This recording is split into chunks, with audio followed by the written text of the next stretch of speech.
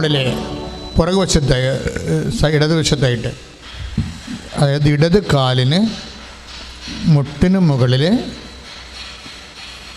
വീണ്ടും ഇടതുവശത്തായിട്ട് ഒരു 7 സെൻറ്റിമീറ്റർ നീളത്തിൽ 6 സെൻറ്റിമീറ്റർ വീതിയിലും ഒക്കെ ഇങ്ങനെ എന്തോ അടിയുണ്ട്. നമ്മളെ പൊള്ളിക്കഴിയുമ്പോൾ നമ്മുടെ ശരീരം ഇങ്ങനെ കിടക്കത്തില്ലേ, അതായത് ഇങ്ങനെ വയലറ്റ് പാടായിട്ട് കിടക്കത്തില്ലേ, അതുപോലെ പാടിനെയാണ് കാണിക്കുന്നത്. ആ വിഷയം സമർപ്പിച്ച് പ്രാർത്ഥിക്കാൻ ഈശോ പ്രത്യേകം ആവശ്യപ്പെടുന്നു. ശ്രുതികട്ടെ ഹല്ലേലൂയ.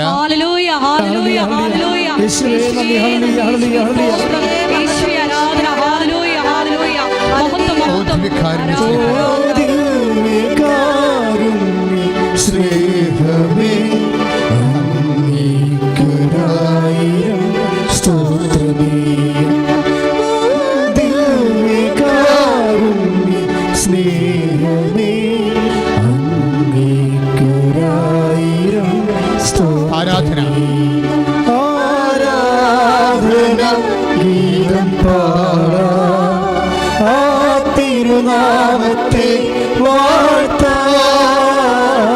ഓ ദിവ്യകാരുണ്യ സ്നേഹമേ, അങ്ങേയ്ക്കൊരായിരം സ്തോത്രമേകാം.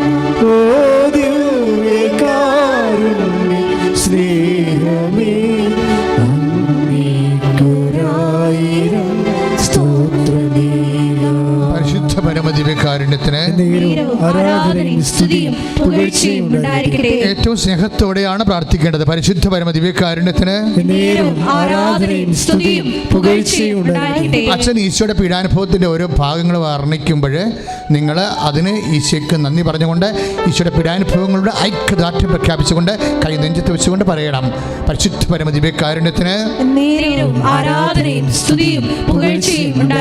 ഇത് ഒരു വെളിപ്പെടുത്തൽ ആരാധനയാണ്. കാര്യം കർത്താവിൻ്റെ മുൾക്കിരീടവും ആ മുഴുക്കിടം നൽകുന്ന വിശുദ്ധമായ രക്തം കർത്താവിൻ്റെ തിരുനെറ്റിയിൽ ആഴ്ന്നിങ്ങനെ കിനിഞ്ഞിറങ്ങുന്ന കണ്ടിട്ട് ആണ് പരിശുദ്ധാത്മാവ് ഈ മേഖല ആരാധിക്കപ്പെടേണ്ടതാണെന്ന് പറയുന്നത്.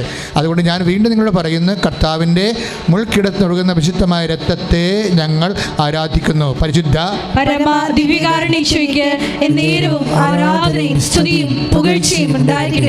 കർത്താവ് നിലത്ത് വീണ നിമിഷങ്ങളിൽ, ലോകത്തിൻ്റെ രക്ഷാർത്ഥമുള്ള കുരിശിൻ്റെ വഴികളിൽ കർത്താവ് നിലത്ത് വീണ നിമിഷങ്ങളിൽ മുൾക്കിടം മുഴുവൻ കർത്താവിൻ്റെ തിരുനെറ്റിയിൽ ആഴ്ന്നിറങ്ങുകയും കർത്താവിന് മൂക്ക് ചതഞ്ഞു പോവുകയും മുഖം വിരിവുമാകുകയും ചെയ്ത ആ ദിവ്യമുഖത്തെ ഓർത്തുകൊണ്ട്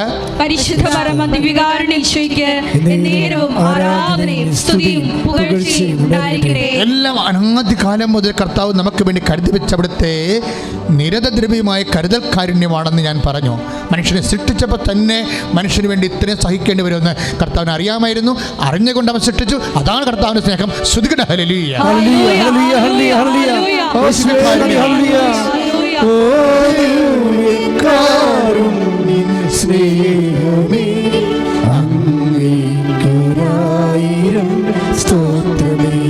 സന്തോഷത്തോടെ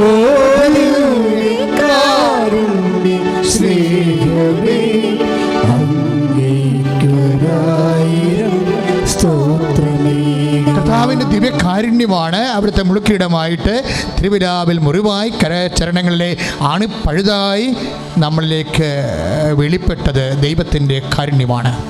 അതുകൊണ്ട് തന്നെ ദിവ്യകാരുണ്യം എന്ന് പറയുന്നത് കർത്താവിൻ്റെ തിരുവിലാവിലെ മുറിവും നമ്മോടുള്ള കാരുണ്യമാണ്. പ്രാർത്ഥിക്കുക, കർത്താവേ അങ്ങയുടെ തിരുവിലാവിലെ മുറിവ് ദൈവത്തിൻ്റെ കാരുണ്യത്തിന്റെ സ്രോതസ്സാണെന്ന് അറിഞ്ഞുകൊണ്ട് പരിശുദ്ധ ദിവ്യകാരുണ്യമേ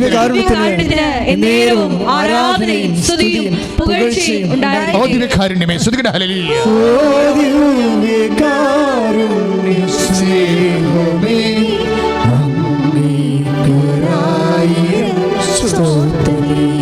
സ്വസ്ത്രമേ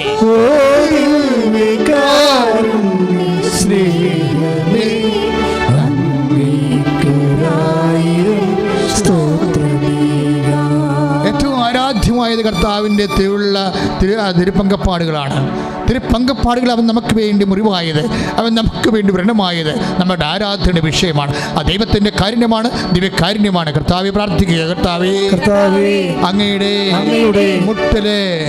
മുട്ടുപൊട്ടി ചോര ഒഴുക്കി അവിടെ മണ്ണ് കപ്പി അങ്ങ് വേദന അനുഭവിക്കുകയും ശരീരത്തിന്റെ ഓരോ ഭാഗങ്ങളിലെ ചമ്മട്ടി അടിയേറ്റുകൊണ്ട് ശരീരങ്ങള് പറിച്ചു കീറപ്പെട്ടിട്ടുള്ള ഓരോ അവസ്ഥകളെയും കാരുണ്യമായി കർത്താവേ ഞങ്ങൾ അംഗീകരിച്ചുകൊണ്ട് ഏറ്റുപറഞ്ഞുകൊണ്ട് ആരാധനയും സ്തുതിയും പുകഴ്ചയും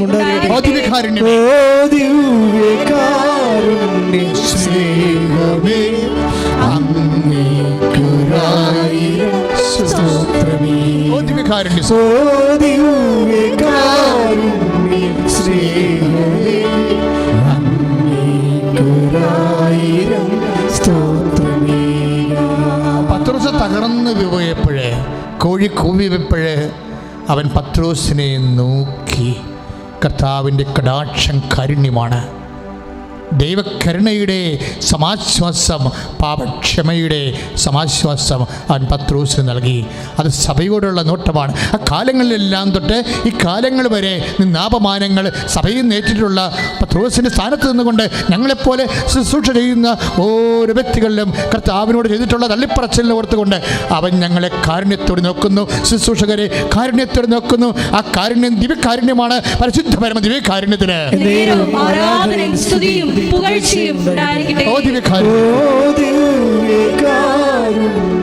സ്നേഹമേ അങ്ങേക്കൊരായിരം സ്തോത്രമേ.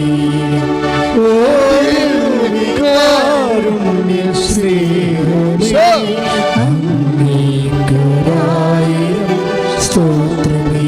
കർത്താവിൻ്റെ കരചരണങ്ങളെ, അതിൻ്റെ ആണിപ്പഴുതുകളെ നമ്മൾ ആരാധിക്കുന്നു. കർത്താവെ, ഞങ്ങളിപ്പോൾ കുമ്പിട്ട് ആരാധിക്കുന്നു, സ്വസ്ത്രം ചെയ്യുന്നു. കർത്താവെ, എന്തുകൊണ്ടെന്നാൽ അങ്ങ് ലോകത്തെ അങ്ങയുടെ വിശുദ്ധ രക്തത്താൽ വീണ്ടെടുത്ത്. കർത്താവെ, ഈശോ അങ്ങയുടെ കരചരണങ്ങളിലെ ഓരോ ആണിപ്പഴുതുകളും ദിവ്യകാരുണ്യമാണ്, കാരുണ്യത്തിൻ്റെ അടയാളമാണെന്ന് കണ്ടുകൊണ്ട് ഞങ്ങൾ അങ്ങേ ആരാധിക്കുന്നു. പരിശുദ്ധ പരമ ദിവ്യകാരുണ്യത്തിന്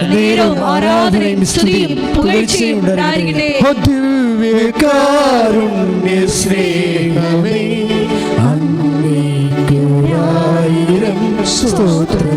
ദിവ്യകാരുണ്യ സ്നേഹമേ, കാരുണ്യ സ്നേഹമേ അങ്ങേക്കൊരായിരം സ്തോത്രം. അങ്ങേക്കൊരായിരം കാരുണ്യ സ്നേഹമേ അങ്ങേക്കൊരായിരം സ്തോത്രമേ. ഹൃദയത്തിൽ പതഞ്ഞു നുരഞ്ഞുകൊണ്ട് ഓ ദിവ്യകാരുണ്യ സ്നേഹമേ അങ്ങേക്കൊരായിരം സ്തോത്രമേ. അങ്ങേക്കൊരായിരം സ്തോത്രമേ. അങ്ങേക്കൊരായിരം സ്തോത്രം. സുഖടേ സുഖടേ ഹല്ലേലൂയ ഹല്ലേലൂയ ഹല്ലേലൂയ ഹല്ലേലൂയ യേശുവേ ഹല്ലേലൂയ ഹല്ലേലൂയ യേശുവേ.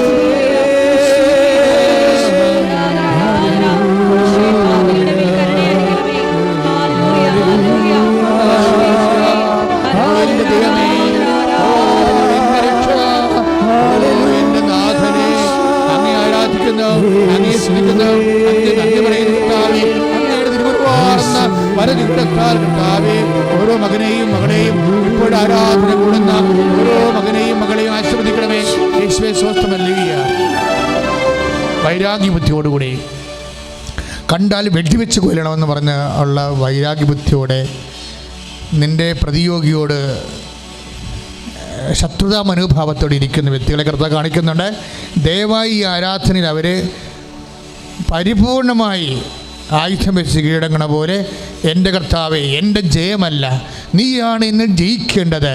എൻ്റെ കർത്താവെ, നീ എന്നെ ജയിക്കുവാൻ വേണ്ടി നിൻ്റെ വചനത്തെ അടിസ്ഥാനപ്പെടുത്തിക്കൊണ്ട് ഞാൻ എൻ്റെ ശത്രുവിനോട് ക്ഷമിക്കുന്നു എന്ന് പറയാൻ ഈശോ ആഗ്രഹിക്കുന്നു. ഈശോ ആഗ്രഹിക്കുന്നു. എൻ്റെ സഹോദരങ്ങളെ, നിന്നെ കൂടുതൽ ഉപരി അനുഗ്രഹിക്കുന്നതിന് വേണ്ടി, നിനക്ക് പാപക്ഷമ നൽകുന്നതിന് വേണ്ടി ശത്രുവിനോട് ക്ഷമിക്കാൻ ഈശോ ആവശ്യപ്പെടുന്നു. ഇത് ഡിസംബറിൽ തുടങ്ങിയ വൈരാഗ്യമാണെന്ന് കർത്താവ് വേറെ ഒരു ദർശനത്തിൽ വേണ്ടി നൽകുന്നുണ്ട്. ഇത് ഡിസംബറിൽ തുടങ്ങിയ വൈരാഗ്യമാണെന്ന് കാണിക്കുന്നുണ്ട്. അപ്പോൾ ആ പെർട്ടിക്കുലർ പേഴ്സണാണ് ഇത് ശ്രദ്ധിക്കേണ്ടത്. ആ പെർട്ടിക്കുലർ പേഴ്സണാണ് ഇപ്പോഴും കർത്താവിൻ്റെ നാമത്തിൽ അനുതാപത്തിന് വേണ്ടി പാപക്ഷമ സ്വീകരിക്കേണ്ടത്, അനുതാപത്തിന് വേണ്ടി യാചിക്കേണ്ടത്, അനുതാപത്തിന് വേണ്ടി യാചിക്കേണ്ടത്. ശ്രദ്ധിക്കട്ടെ. ഹല്ലേലൂയ, ഹല്ലേലൂയ, ഹല്ലേലൂയ, ഹല്ലേലൂയ. ഈശോയെ ശത്രുക്കളെ ആശീർവദിച്ച് പ്രാർത്ഥിക്കാൻ അരുളിച്ചെയ്ത നാഥാ, വെളിപ്പെടുത്തലിന് നന്ദി പറയുന്നു. ഈശോയെ അവർക്ക് മാനസാന്തരം പ്രദാനം ചെയ്യണമേ. ഹല്ലേലൂയ, ഹല്ലേലൂയ, ഹല്ലേലൂയ.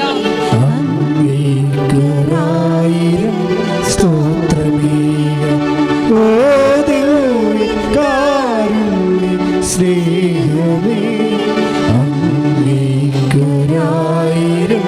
സ്തോത്രമേകാം. പ്രിയമുള്ളവരെ, എപ്പോഴും ദൈവ തിരുസന്നിധിയിൽ ശരണം ഗമിക്കുന്നവരെന്ന് പറഞ്ഞു കൊള്ളുന്ന ഒരു വചനമുണ്ട്. ഇന്ന് രാവിലെ ഞാൻ ഇങ്ങോട്ട് ഇറങ്ങുന്ന സമയത്ത് പെട്ടെന്ന് എൻ്റെ മനസ്സിൽ വന്ന വചനമാണ്. ഞാൻ ആരാധനയ്ക്കായി ഇങ്ങോട്ട് കയറുന്ന സമയത്ത് പെട്ടെന്ന് പരിശുദ്ധാത്മാവ് എനിക്ക് നൽകിയ വചനമാണ്. ദൈവ തിരുസന്നിധി ശരണം ഗമിക്കുന്നവർ. അതൊരു പ്രത്യേക വർഗം മനുഷ്യരാണ്. ദൈവ തിരുസന്നിധിയിൽ ശരണം ഗമിക്കുന്നവർ. വിശ്വാസിക്ക് വേറൊരു പേരാണത്. എനിക്ക് ഭയങ്കര അത്ഭുതമായിട്ട് തോന്നി. ഞാൻ ആ വചനങ്ങൾ ഞാൻ ശരിക്കും എൻ്റെ മുറിയിലെ പ്രാർത്ഥന നിർഭരമായ ഒരു സമയമാണ് ചെലവഴിച്ചെങ്കിലും ഈ വചനം കിട്ടിയില്ല. ഞാൻ ജസ്റ്റ് ഇങ്ങോട്ട് എൻട്രി ചെയ്യാൻ സമയത്ത് പെട്ടെന്ന് പരിശുദ്ധാത്മ പറഞ്ഞു, ദൈവ തിരുസന്നിധിയിൽ ശരണം ഗമിക്കുന്നവർ. അപ്പോൾ എനിക്ക് മനസ്സിലായില്ല. ആ വചനം ഞാൻ നേരത്തെ പലകുറി കേട്ടിട്ടുള്ളതാണ്. പക്ഷേ കർത്താവ് ഇപ്പോഴെന്താണ് ഉദ്ദേശിക്കണമെന്ന് അറിയത്തില്ല. അതിന് ഞാൻ വീണ്ടും ആ വചനം അന്വേഷിച്ചിട്ട് നമ്പർ എടുക്കാൻ പറഞ്ഞു. അപ്പോൾ അവർ പറഞ്ഞ 11:6 നമ്പറുള്ളത്. ഹെബ്രായർ 11:6. ദൈവ തിരുസന്നിധിയിൽ പറഞ്ഞേ, ദൈവ തിരുസന്നിധിയിൽ ശരണം പ്രാപിക്കുന്നവർ ദൈവം ഉണ്ടെന്ന് തന്നെ അന്വേഷിക്കുന്നവർക്ക് അവിടുന്ന് പ്രതിഫലം നൽകുന്നുവെന്നും വിശ്വസിക്കണം. ഇത് മനോഹരമാണ് ശരിക്കും പറഞ്ഞാൽ. അതായത് മനുഷ്യനെ രണ്ടായിട്ട് തിരിക്കുക.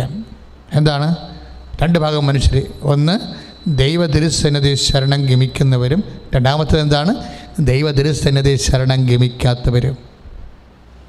പിടിയില്ലേ? വിശ്വാസികൾക്ക് ഒരു പുതിയ പേര് വന്നിരിക്കുക. ആരാണ് ഫെയ്ത്ത്ഫുൾ? ആരാണ് വിശ്വാസികളെ? ആരാണത്? എന്തിനും ഏതിനും ദൈവ തിരുസന്നിധി ശരണം ഗമിക്കുന്നവർ. അവരെന്താണ് വിശ്വസിക്കേണ്ടത്? അവർ ദൈവം ഉണ്ടെന്ന് വിശ്വസിക്കണം. ഒന്ന്. രണ്ടാമത്തെ എന്താ വിശ്വസിക്കേണ്ടവരെ?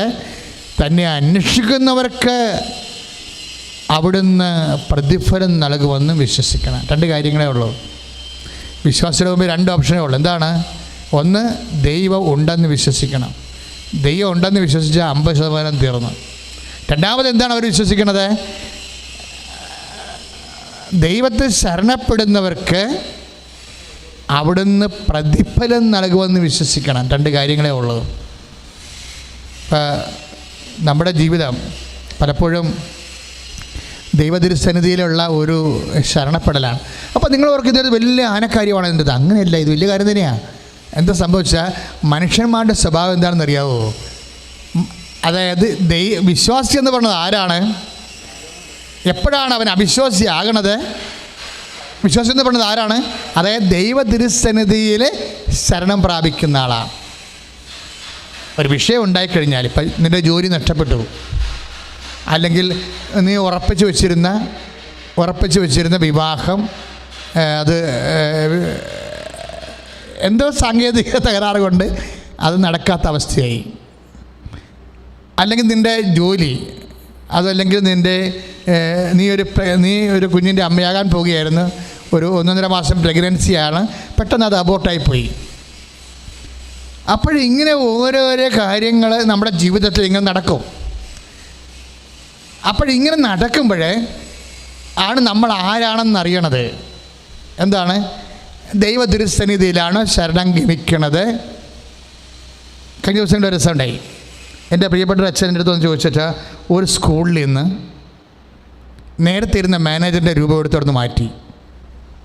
അപ്പോൾ കുറേ അധ്യാപകർ പറയുകയാണ്, ഈ നേരത്തെ ഉണ്ടായിരുന്ന മാനേജറിൻ്റെ ഫസ്റ്റ് രൂപം, മരിച്ചുപോയ മാനേജർ ഫസ്റ്റ് രൂപം ഫോട്ടോ അവിടെ നിന്ന് എടുത്ത് മാറ്റിക്കൊണ്ടാണ് സ്കൂളിന് ഇടർച്ചയുണ്ടായത്.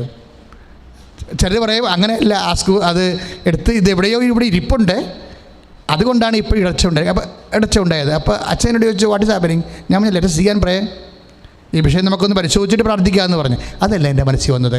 ഞാൻ അധ്യാപകരെക്കുറിച്ചാണ് ഇപ്പോൾ ചിന്തിച്ചത്. എന്താ കാര്യം, ഒരു സംഭവം ഉണ്ടാകുമ്പോഴേ ദൈവത്തിരുസന്നിധി ശരണം പ്രാപിക്കുന്നവർ ഇതുപോലെയുള്ള ഓമനിലൊന്നും വിശ്വസിക്കത്തില്ല. മനസ്സിലായില്ല? അതിൻ്റെ റീസണബിളായിട്ടുള്ള കാര്യങ്ങളുണ്ടാകും. അത് മനസ്സിലാക്കുന്നതിന് പകരം വേറെ ചില ദുഷ്ടശക്തികളുടെ സ്വാധീനം കൊണ്ടാണ് ഇങ്ങനെ സംഭവിക്കണത്. ഇപ്പം നീ അബോർട്ടായി പോയി, ഇപ്പോൾ 2 മാസം കഴിഞ്ഞപ്പോൾ ആ കുഞ്ഞ് അബോർട്ടായിപ്പോയെന്ന് വിചാരിച്ചോ? ഇപ്പോഴത്തെ കാലത്താണെങ്കിൽ ഉടനെ അത് കേട്ടോണ്ടിരുന്ന അമ്മയോ അല്ലെങ്കിൽ അടുത്തുള്ള ആൻറ്റിമാർ പറഞ്ഞിട്ടുണ്ട്, നമ്മുടെ അയൽവാസി വീടും കൂടിയും വിറ്റുവിടുന്ന് പോയിട്ടുള്ള അവളില്ലേ, അവൾ പറഞ്ഞിട്ടുണ്ട് നിന്നെയൊക്കെ ഇവിടെ പൊറപ്പിക്കത്തില്ല, വാഴിക്കത്തില്ല, നിൻ്റെ വീട്ടിൽ കുഞ്ഞിനെ വാഴിക്കത്തില്ലെന്ന് പറഞ്ഞിട്ടുണ്ട്. അവളെന്തോ പരിപാടി ഒപ്പിച്ചിട്ടാണ് ഈ അബോർഷൻ സംഭവിച്ചതെന്ന് പറയും. ഇതാണ് സംഭവം. കണ്ടൊക്കെ ഒരു സംഭവം ഉണ്ടായ സമയത്ത് ദൈവ തിരുസന്നിധിയിലല്ല അവർ ശരണം പ്രാപിച്ചത്. അവരെവിടെയാണ് ശരണം പ്രാപിച്ചത്? ദൈവത്തിന് വിരുദ്ധമായ തിന്മയുടെ ശക്തികളെ ഇതിൽ കക്ഷി ചേർക്കാൻ, അവിടെ വിഷയങ്ങൾക്ക് കക്ഷി ചേർക്കും. This is our travel. ഇതാണ് നമ്മുടെ പ്രശ്നം. അതായത് വിശ്വാസി എന്ന് പറയുന്നത് ആരാണ്? ഇപ്പം നീ വിശ്വാസി ആയിരിക്കുകയും അതേ സമയത്ത് തന്നെ നിനക്ക് ജീവിതത്തിൽ ഉണ്ടാകുന്ന ഓരോ വിഷയങ്ങൾക്കും തിന്മയുടെ ശക്തി ഉണ്ടോ എന്ന് സംശയിക്കുകയും ചെയ്യുമ്പോൾ you are not a faithful. പറഞ്ഞ മനസ്സിലായില്ലേ? നീ വിശ്വാസിയായിരിക്കുകയും നിൻ്റെ ജീവിതത്തിൽ അശ്വനി പാദം പോലെ ഇതുപോലെ ആകസ്മികമായി അവിചാരിതമായിട്ടുണ്ടാകുന്ന ഓരോ വിഷയങ്ങൾക്കും ദൈവത്തെക്കാൾ ഉപരി വേറെ ശക്തിയെ നീ ചിന്തിച്ചു പോയാൽ നീ ആശ്രയിക്കുന്നത് ആരായിരിക്കും? തിന്മയുടെ ശക്തി. ദൈവമേതലേ, നിൻ്റെ ജീവിതത്തിലേക്ക് ഇതുപോലെ ആകസ്മികം ഉണ്ടാകുന്ന വിഷയത്തിൻ്റെ മേലെ മറ്റൊരു തിന്മയുടെ ശക്തിയെ, ദൈവത്തിൻ്റെ അതീതമായിട്ടുള്ള ഇതരമായിട്ടുള്ള ഒരു ശക്തിയെ ഇവിടെ കക്ഷി ചേർത്ത് കഴിഞ്ഞാൽ ആ ഒരു നിമിഷം മുതൽ you are not a faithful. നീ വിശ്വാസിയല്ല. വിശ്വാസി എന്ന് പറഞ്ഞാൽ ആരാണ്? എന്തിനും ഏതിനും, ഏത് തകർച്ചയ്ക്കും രോഗത്തിനും കോവിഡിനും കടൽകയറ്റത്തിനും ദൈവത്തെ മാത്രം ആശ്രയിക്കുന്ന ഒരു സമൂഹമുണ്ട്. അതാണ് 11:6 പറയണത്. ഹെബ്രായ ലേഖനം എന്താണ്? ദൈവതിരുസന്നിധി. ഏത് പറഞ്ഞേ? ദൈവതിരുസന്നിധിയിൽ ശരണം ഗമിക്കുന്നവരെ ദൈവം ഉണ്ടെന്നും തന്നിൽ ആശ്രയിക്കുന്നവർക്ക് പ്രതിഫലം നൽകുന്നവനാണെന്നും വിശ്വസിക്കണം. ശ്രുതികട ഹല്ലേലൂയ.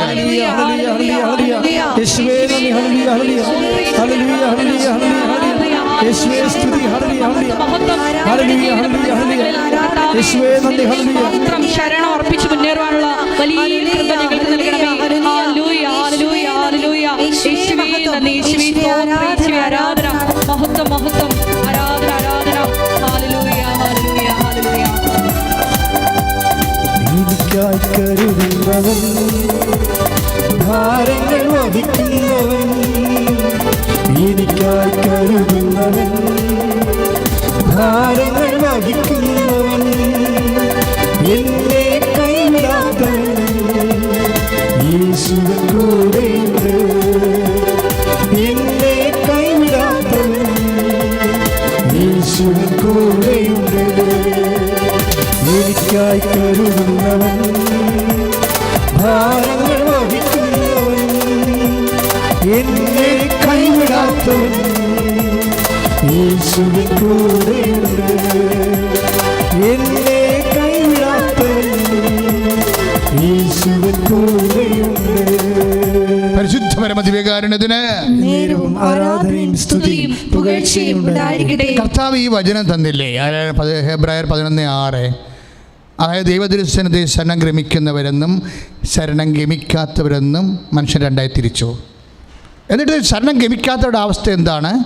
അവരെ എന്തിനും ഏതിനും ജീവിതത്തിൽ സംഭവിക്കുന്ന ഓരോ സംഭവവികാസങ്ങൾക്കും അതിൻ്റെ കാരണങ്ങൾ തിന്മയാണെന്ന് പറഞ്ഞുകൊണ്ട് മനുഷ്യൻ്റെ ദൈവപരിപാലനയുടെ വഴികളിൽ ഇതര കക്ഷികളെ, തിന്മയുടെ ശക്തികളെ കക്ഷി ചേർക്കും.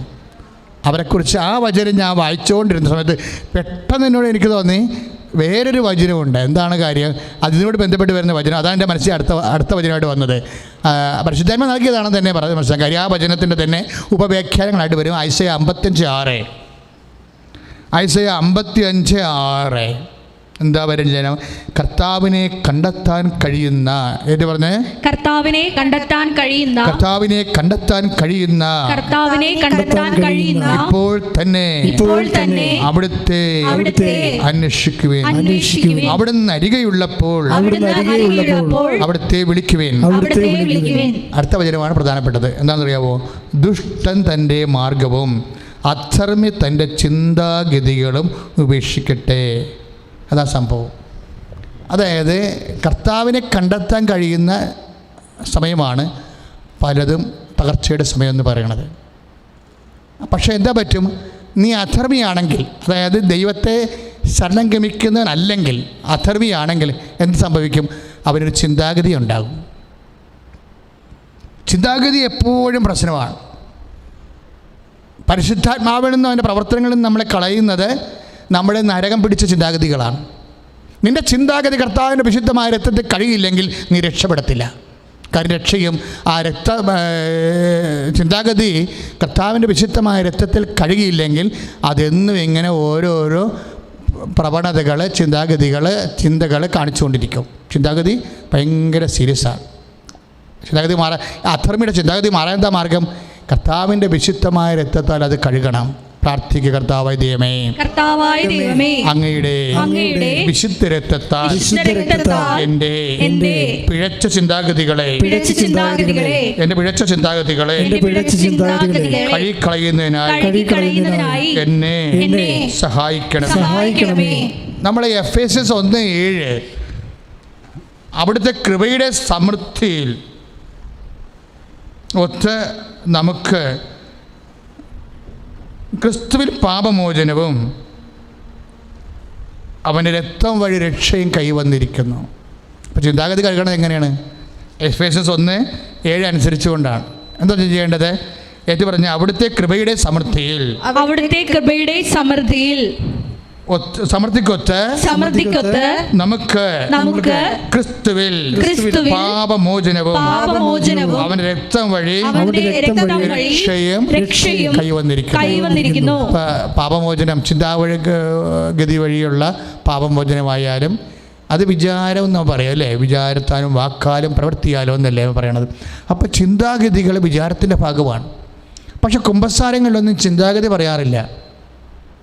വിചാരം എന്ന് പറയുമ്പോൾ ഇവർ വികാരം എന്നാണ് കേൾക്കണത്. അതാണ് കുഴപ്പം. എന്നിട്ട് കുറേ ലൈംഗിക വികാരങ്ങളൊക്കെ പറഞ്ഞു പറയാം. അതൊന്നുമല്ല പ്രശ്നം. അതായത് വിചാരം എന്ന് പറഞ്ഞാൽ എന്താണ്? തിങ്കിങ്. അതാണ്.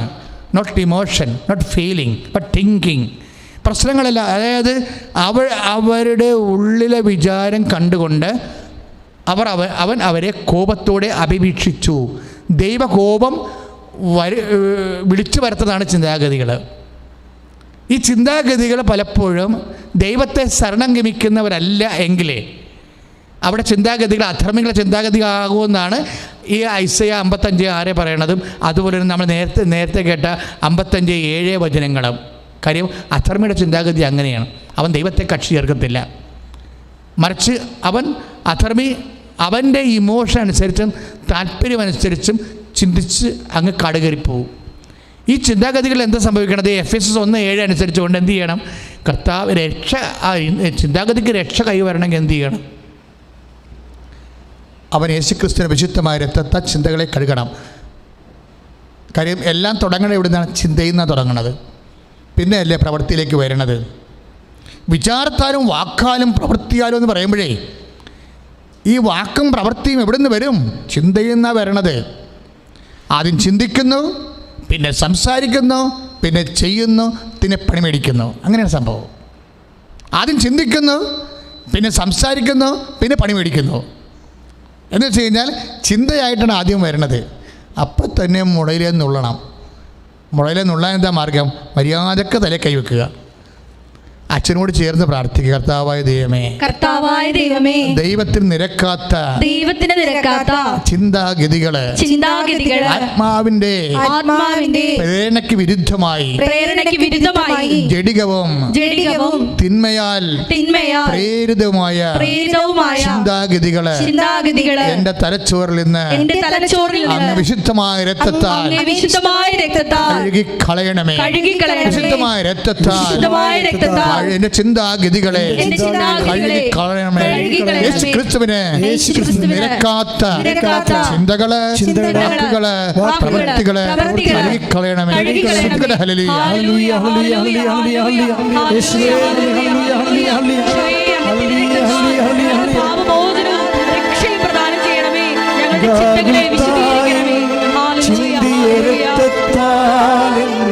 കഴുകണമേ. ഗാഗുൽത്തായി ചിന്തിയ രക്തത്താൽ എന്നെ കഴുകണമേ. യേശുവേ എന്നെ കഴുകണമേ. പൂർണ്ണമായി എന്നെ കഴുകണമേ. യേശുവേ എന്നെ കഴുകണമേ. പൂർണ്ണമായി എന്നെ കഴുകണമേ. യേശുവേ എന്നെ കഴുകണമേ. പൂർണ്ണമായി എന്നെ കഴുകണമേ. ഗാഗുൽത്തായി ചിന്തിയ രക്തത്താൽ എന്നെ കഴുകണമേ. ഗാഗുൽത്തായി ചിന്തിയ രക്തത്താൽ എന്നെ കഴുകണമേ. യേശുവേ എന്നെ കഴുകണമേ. പൂർണ്ണമായി എന്നെ കഴുകണമേ. യേശുവേ എന്നെ കഴുകണമേ. പൂർണ്ണമായി എന്നെ കഴുകണമേ. ഹല്ലേലൂയ. യേശുവേ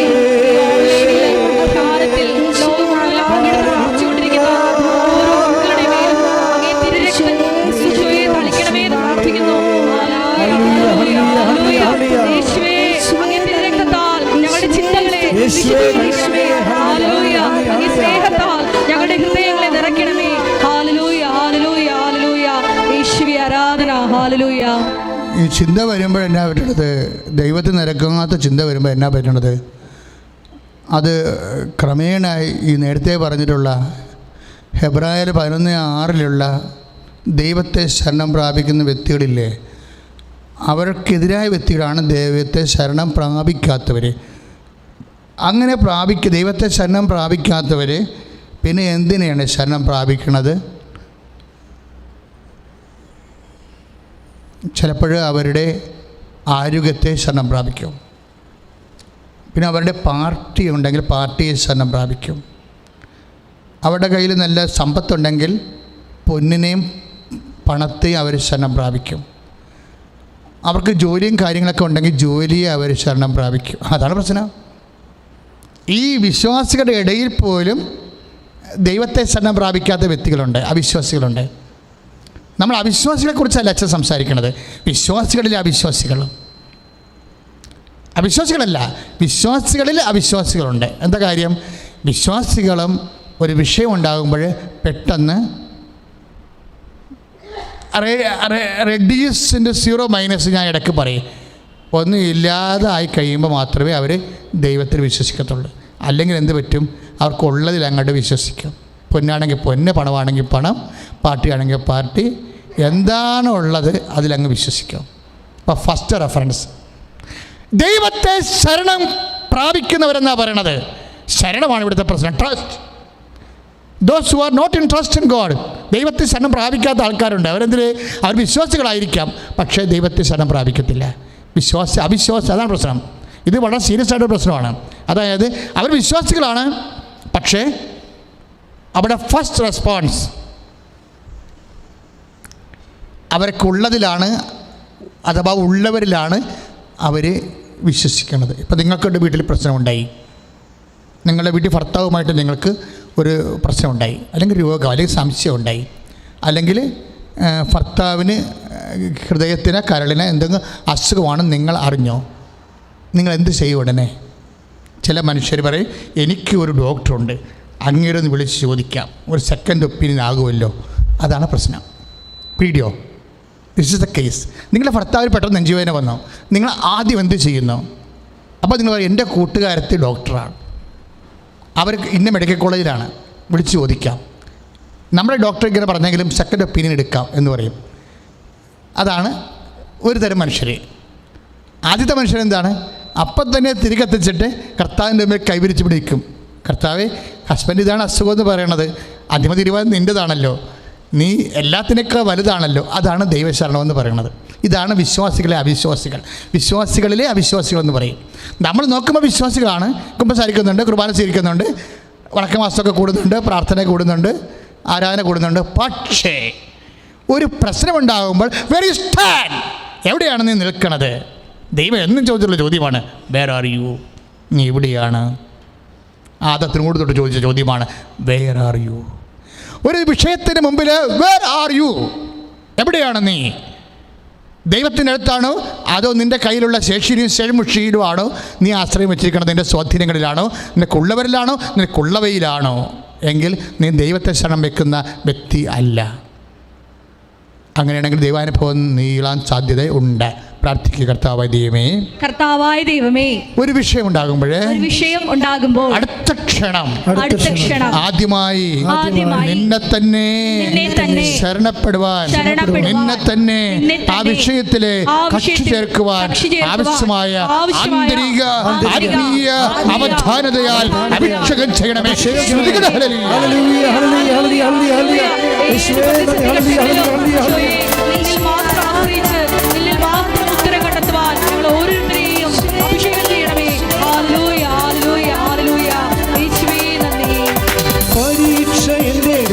അനുവദിച്ച പരിഹാരം എനിക്കായി കരുതിയിട്ടുണ്ട്. പരീക്ഷ എൻ്റെ അനുവദിച്ച പരിഹാരം എനിക്കായി കരുതിയിട്ടുണ്ട്. എന്തിനൊന്നും ചോദിക്കില്ല ഞാൻ, എൻ്റെ നന്മയ്ക്കായെന്നറിയുന്നു ഞാൻ. എന്തിനൊന്നും ചോദിക്കില്ല ഞാൻ, എൻ്റെ നന്മയ്ക്കായെന്നറിയുന്നു ഞാൻ. എനിക്കായി കരുതുന്നവൻ, ഭാരങ്ങൾ വഹിക്കുന്നവൻ, എന്നെ കൈവിടാത്തവൻ, യേശുവിൻ കൂടെയുണ്ട്. എന്നെ കൈവിടാത്തവൻ, യേശുവിൻ കൂടെയുണ്ട്. ഹെബ്രായർ 2:17 ഞാൻ പറഞ്ഞില്ലേ, മനുഷ്യരെ എടുക്കുന്ന നിലപാട് കൊണ്ട്, മനുഷ്യരെടുക്കുന്ന ചിന്താഗതി കൊണ്ട്, മനുഷ്യർ ചിലപ്പോൾ ഒരു വിഷയത്തിലും മനുഷ്യനെടുക്കുന്ന നിലപാട് കൊണ്ട്, ചിന്താഗതി കൊണ്ട് അവൻ വിദൂരസ്ഥനോ സമീപസ്ഥനോ ആകാം. ഇതൊരു വിഷയമാണ്, ഒരു സ്പിരിച്വൽ ടോപ്പോഗ്രഫിക്കൽ പ്രോബ്ലമാണിത്. കാര്യം ഒരു വിഷയത്തിൽ ഒരു മനുഷ്യനെടുക്കുന്ന നിലപാട് കൊണ്ട് അവൻ ഫസ്റ്റ് റെഫറൻസ് ആർക്ക് കൊടുക്കുന്നു എന്നതിനെ അടിസ്ഥാനപ്പെടുത്തിക്കൊണ്ട് അവൻ ദൈവത്തിൻ്റെ അടുത്തോ അകലെയോ ആകാം. നീ ദൈവത്തിൻ്റെ അടുത്തായാലും അകലെയായാലും നിന്നെ ഐക്യപ്പെടുത്തേണ്ടത് ആരാണ്? യേശുക്രിസ്തുവാണ്. അവൻ്റെ കുരിശുമരണമാണ്, അവൻ്റെ ശരീരം കൊണ്ട് തകർത്ത പാപത്തിൻ്റെ മതിലുകളാണ് നമ്മളെ ഐക്യപ്പെടുത്തിയെന്ന് 2:14-15 പറയുന്നുണ്ട് ഹെബ്രായർ എഫെസ്യ ലേഖനം. അതുപോലെ തന്നെയാണ് അവൻ്റെ വിശുദ്ധമായ രക്തം. അവൻ്റെ വിശുദ്ധമായ രക്തത്തെ 2:17 പറയുന്നു എഫെസ്യ ലേഖനം, വിദൂരസ്ഥരായിരുന്ന നിങ്ങളോട് എന്ന് പറഞ്ഞേ, വിദൂരസ്ഥരായ നിങ്ങളോടും സമീപസ്ഥരായിരുന്ന ഞങ്ങളോടും സമീപസ്ഥരായ ഞങ്ങളോടും അവൻ സമാധാനം പ്രസംഗിച്ചു. ദൈവത്തിന് അകന്നു പോയവരോടും അടുത്ത് നിൽക്കുന്നവരോടും അവൻ സമാധാനത്തിൻ്റെ സുവിശേഷം പ്രസംഗിച്ചു. നമ്മൾ ഹൗ വി ടേക്ക് ഇറ്റ്, നമ്മളതെങ്ങനെ സമീപിക്കുന്നു, നമ്മളതെങ്ങനെ സമീപിക്കുന്നു ആ ദൈവത്തിൻ്റെ വചനത്തെ. കാര്യം നമ്മളുടെ ഫസ്റ്റ് റെഫറൻസ് യേശുക്രിസ്തു ആണോ എങ്കിൽ നമ്മൾ വിദൂരസ്ഥരായാലും സമീപസ്ഥമായിക്കൊണ്ടിരിക്കും. പറഞ്ഞ മനസ്സിലായില്ലേ? നമ്മളൊരു വിഷയത്തിലെടുക്കുന്ന നിലപാടുകൾ അതാണ് ദൈവത്തിൽ നിന്ന് അകലെയാണോ അടുത്താണോ നമ്മളെന്ന് പറയുന്നത്. ചില ആൾക്കാർ വിഷയം വരുമ്പോൾ അതിന് മൗലികമായ അതിന് മെറ്റീരിയലായിട്ടുള്ള എല്ലാ കാര്യങ്ങളും ആദ്യം എടുക്കും, ബുദ്ധിയിൽ ആശ്രയിക്കും.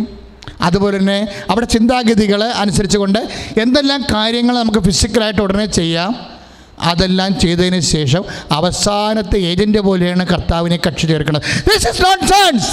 ഇതാണ് നോൺസെൻസ്. നിങ്ങൾ എന്തുകൊണ്ട് ആത്മാവിൽ വളർന്നില്ല, നിങ്ങൾ എന്തുകൊണ്ട് ആധ്യാത്മിക പുരോഗതി നേടിയില്ല എന്ന് വെച്ച് കഴിഞ്ഞാൽ നിങ്ങളെടുക്കുന്ന നിലപാട് കൊണ്ടാണ്, നിങ്ങളുടെ ചിന്താഗതി കൊണ്ടാണ് ശരിക്കും പറഞ്ഞത്. കാര്യം ആദ്യ റെഫറൻസ് ഇപ്പോഴേ നമ്മളെ പെന്തക്കോസ്ത ആഘോഷിച്ചു. എന്തിനാണ് പെന്തക്കോസ്ത ആഘോഷിച്ചത്? പരിശുദ്ധാത്മാവ് നമ്മുടെ ഉള്ളിൽ നിറയാൻ വേണ്ടിയാണ്, അഥവാ നിറഞ്ഞ പരിശുദ്ധാത്മാവിനെ കൊണ്ട് നമുക്ക് എപ്പോഴും അനുഭവങ്ങൾ ഉണ്ടാകാൻ വേണ്ടിയാണ്. പെന്തക്കോസ്തയുടെ ഒരു കാലഘട്ടം എന്ന് പറയുന്നത് പരിശുദ്ധാത്മാവ് ലഭിക്കുന്നതിന് വേണ്ടി നമ്മൾ യുദ്ധകാല അടിസ്ഥാനത്തിൽ ആത്മാവും മനസ്സും ശരീരവും ഒരുങ്ങുന്ന ഒരു ടൈമാണ്. കാര്യം നമ്മൾ ആത്മാവ് ഒരുങ്ങണം, മനസ്സൊരുങ്ങണം, ശരീരം ഒരുങ്ങണം. ഇന്ന് പരിശുദ്ധ കുർബാന അർപ്പിച്ചുകൊണ്ടിരിക്കുന്ന സമയത്ത് എല്ലാ തിന്മകളിൽ നിങ്ങൾ മോചിക്കണമേ, ഈ കാലയളവിൽ ഞങ്ങൾക്ക് സമാധാനം നൽകണമേ, പാപത്തിൽ നിന്നും അസ്വസ്ഥതയിൽ നിന്ന് എപ്പോഴും കാരുണ്യപരം കാത്തുകൊള്ളണമേ എന്ന് സൗഭാഗ്യവും രക്ഷകനായ യേശുക്രിസ്തുവിൻ്റെ പുനരാഗമനവും ഞങ്ങൾ പ്രതീക്ഷിക്കുന്നു പറയുമ്പോൾ ദൈവജനം, ഞാൻ ആ കുർബാന പുറത്തുനിന്ന് കൂടുകയായിരുന്നു. ദൈവജനം എന്താ പറയണത്? എന്തുകൊണ്ടെന്ന രാജ്യവും ശക്തിയും മഹത്വവും എന്നേക്കും അങ്ങയുടേതാകുന്നു എന്ന് പറയുമ്പോൾ എൻ്റെ മനസ്സിൽ നിന്ന് പെട്ടെന്ന്, അതായത് എന്തുകൊണ്ടെന്ന രാജ്യവും ശക്തിയും മഹത്വം എന്ന് പറയുമ്പോൾ എൻ്റെ മനസ്സ് പറയണത് അങ്ങനെ ആത്മാവിനും ശരീരത്തിലും മനസ്സിലും എന്ന്. എന്തുകൊണ്ടെന്നാൽ അങ്ങയുടെ രാജ്യം എൻ്റെ ആത്മാവിൽ വരണം, എന്തുകൊണ്ടെന്നാൽ അങ്ങയുടെ രാജ്യവും ശക്തിയും മഹത്വവും എൻ്റെ ആത്മാവിനും ശരീരത്തിലും മനസ്സിലും എന്ന് എല്ലായിടത്തും നിറവേറണം, എല്ലായിടത്തും അങ്ങ് മഹത്വപ്പെടണമെന്ന്. അത് പരിശുദ്ധാത്മാവിൻ്റെ ഒരു പുനർവായനയാണ്. നമ്മൾ കർത്താവിൻ്റെ വചനം കേട്ടുകൊണ്ടിരിക്കുമ്പോൾ, കർത്താവിൻ്റെ ബലി പങ്കെടുത്തുകൊണ്ടിരിക്കുമ്പോൾ പരിശുദ്ധാത്മാവ് അതിൻ്റെ അപ്പോഴപ്പോഴുള്ള ദൈവിക മനസ്സ് നമുക്കിങ്ങനെ തർജ്ജമ ചെയ്തുകൊണ്ട് ഇരിക്കും.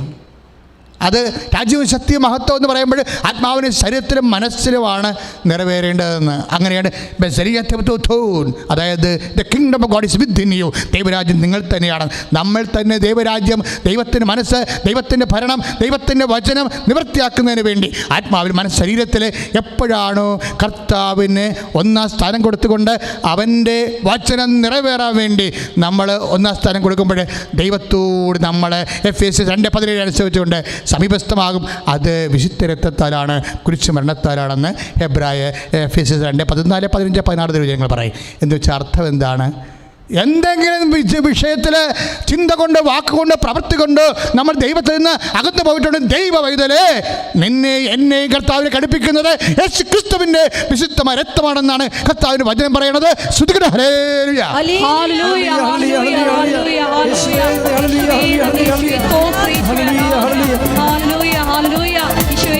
അങ്ങേ വിശുദ്ധ രക്തത്താൽ ഞങ്ങളുടെ ചിന്തകളെ കഴുകി വിശുദ്ധീകരിക്കണമേ. ഹല്ലേലൂയ, ഹല്ലേലൂയ, ഹല്ലേലൂയ.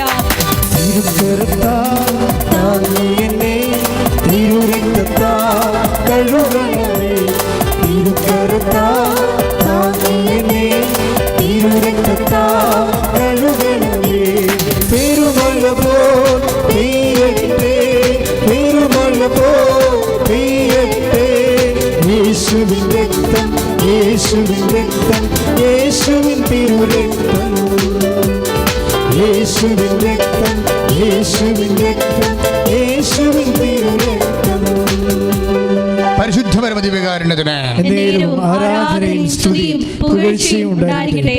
ഇതാണ് സമീപസ്ഥർ എന്ന് പറയുന്നത്. ആരാണ്? കർത്തൃ തിരുസന്നിധി നിൽക്കുന്നവരാണ്. 24 hours എന്ന് വെച്ചാൽ ഏത് വിഷയം വന്നാലും, ഏത് അശനിവാദങ്ങൾ പോലെ അഭിചാരിതമായിട്ട് വന്നാലും first reference goes to God. ദൈവത്തിനാണ് കൊടുക്കുന്നത്.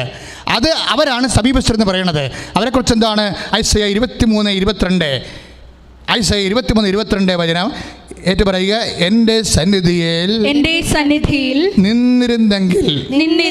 അതായത് ചിന്താഗതി മൂലമായാലും ശരി, വിചാരം കൊണ്ടായാലും വാക്കുകൊണ്ടായാലും, we must be abide with Jesus.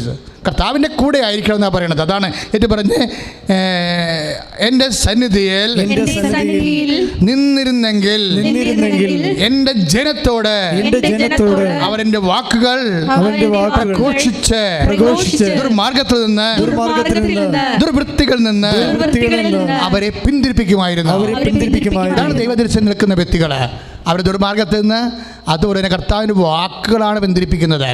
കർത്താവിൻ്റെ വാക്കുകൾ അനുപേക്ഷണയോടെ നമ്മൾ ജീവിക്കുമ്പോൾ നമ്മൾ ദുർമാർഗത്തെ പിന്തിരിഞ്ഞുകൊണ്ട് കർത്താവിൻ്റെ തിരുസ്ഥിതി വരുമെന്നാണ് ജെറമ്യായുടെ വെളിപ്പെടുത്തലുകൾ. അതിനോടനുബന്ധിച്ചുള്ള വചനമാണ് 23 കർത്താവ് ചോദിക്കുന്നു.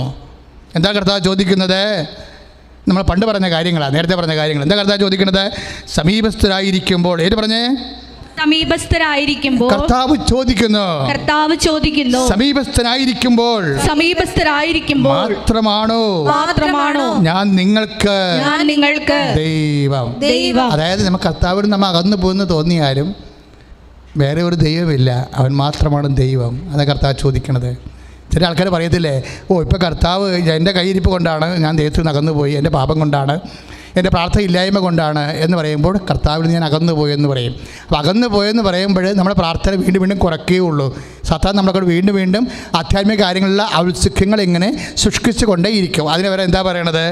23 കർത്താവ് ചോദിക്കുന്നു. ഏത് പറഞ്ഞേ? സമീപസ്ഥരായിരിക്കുമ്പോൾ മാത്രമാണോ ഞാൻ നിങ്ങൾക്ക് ദൈവം.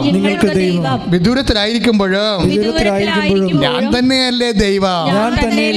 വിദൂരത്തിലായിരിക്കുമ്പോഴും ഞാൻ തന്നെയല്ലേ ദൈവം.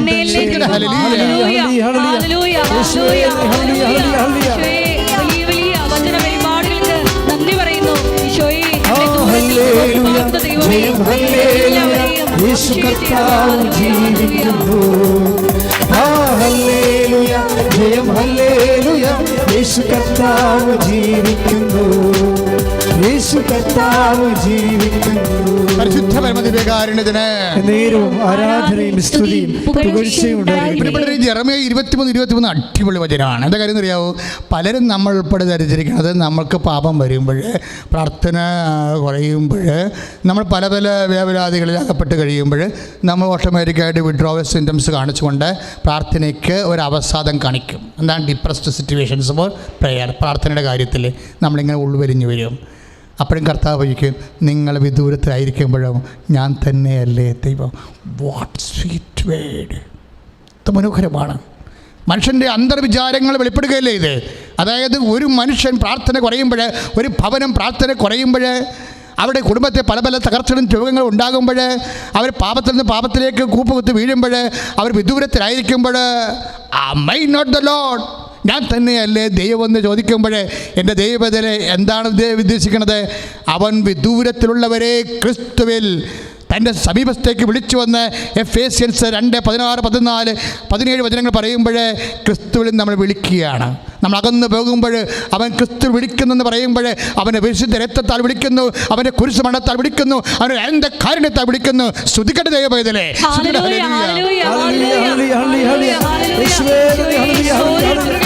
അങ്ങ് കാണിക്കുന്ന വലിയ സ്നേഹത്തിന്, കാരുണ്യത്തിന് നന്ദി പറയുന്നു. ഈശോയെ, ഞങ്ങൾ ഓരോരുത്തരും പാപത്തിൽ വീഴുമ്പോൾ അങ്ങയുടെ വലിയ സ്നേഹത്തിലേക്ക് ഞങ്ങൾ ഓരോരുത്തരെയും മാടി വിളിക്കുന്നതിനെ ഓർത്ത് നന്ദി പറയുന്നു. Hallelujah, hallelujah. ഞങ്ങൾക്കല്ല കർത്താവേ, ഞങ്ങൾക്കല്ല കർത്താവേ, മഹത്വം മഹത്വം യേശുവിനെ.